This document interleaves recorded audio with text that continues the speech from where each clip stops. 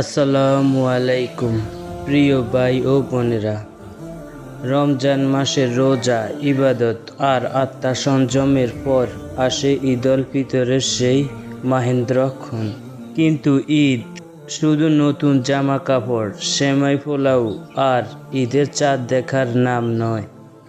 ঈদ হলো আল্লাহর দেওয়া নিয়ামতের শুকরিয়া, আত্মার পুনর্জাগরণ এবং মানবতার মিলনের উৎসব। আজকের ভিডিওতে জেনে নিন কিভাবে এই ঈদ হবে আপনার জীবনের সেরা ঈদ। ঈদের আসল অর্থ আল্লাহর শুকরিয়া। মহান আল্লাহ বলেন, তোমরা রমজান মাসের রোজা পূর্ণ করো আর আল্লাহর মহত্ব ঘোষণা করো, এই জন্য যে তিনি তোমাদের সঠিক পথ দেখিয়েছেন। আশা করা যায় তোমরা কৃতজ্ঞতা প্রকাশ করবে। ঈদুল ফিতর আমাদের জন্য আল্লাহর এক বিশাল নেয়ামত।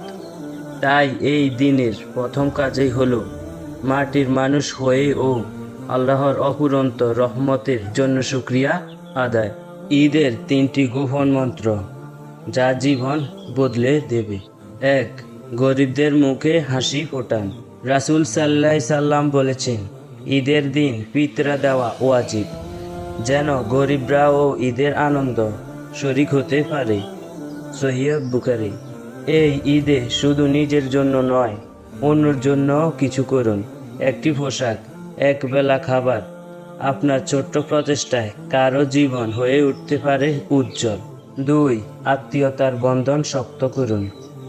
আজকের দিনে অনেকেই শুধু সেলফি স্ট্যাটাস নিয়েই ব্যস্ত, কিন্তু ঈদের আসল মজা হলো দাদুর কোলে বসে গল্প শোনা, কুকুর হাতের সেমাই খাওয়া, হারানো বন্ধুকে ফোন করে বলুন, ভাই তোমাকে অনেক মিস করি।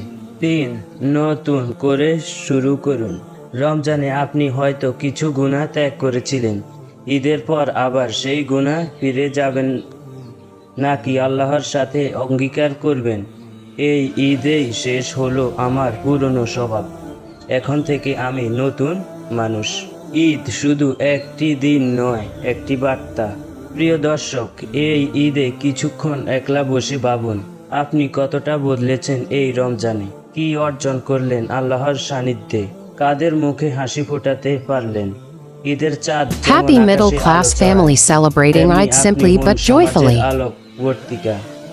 কারণ ঈদের সত্যিকারের সাজ হলো নম্রতা, দয়া এবং মানবতা। এই ঈদে শপিং মলের চেয়ে মসজিদে বেশি সময় দিন। ফ্যাশনের চেয়ে ফিতরার গুরুত্ব বুঝুন। আর ভুলে যাবেন না যে ঈদে আল্লাহ রাজি, সেই ঈদেই প্রকৃত আনন্দ। লাইক করুন, শেয়ার করুন এবং কমেন্টে লিখুন, এই ঈদ হোক গুনাহ মুক্ত। আমিন।